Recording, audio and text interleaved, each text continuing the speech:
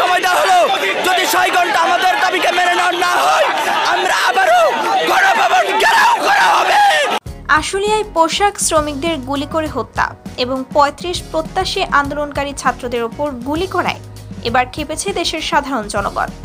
সব দায় নিয়ে 6 ঘন্টার মধ্যে ডক্টর ইউনূসকে পদত্যাগের আলটিমেটাম দিল সাধারণ জনতা, না হলে আবারও ঘেরাও করা হবে ডক্টর ইউনূসের বাসভবন। কোটা আন্দোলনের পর সরকার পতনের আন্দোলন, দেশের সাধারণ মানুষের ভূমিকা ছিল অনেক বড়।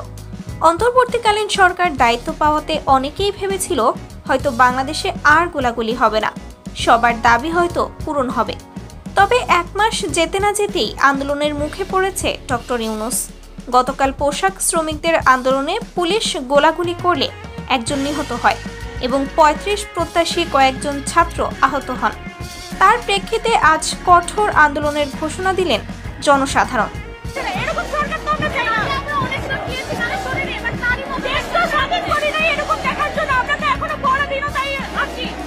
৩৫ প্রত্যাশী এক ছাত্র বলেন, আমাদের উপর কেন গুলি চলবে?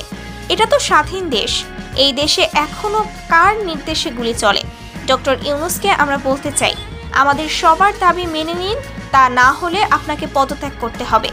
আমরা 6 ঘন্টার আলটিমেটাম দিচ্ছি আপনাকে, এরপর আবারও ডক্টর ইউনূসের বাসভবন ঘেরাও করা হবে। আমরা প্রয়োজন হলে আরেকবার আন্দোলনে নামব। রক্ত একবার দিয়েছি, দরকার হলে আবারও রক্ত দেব।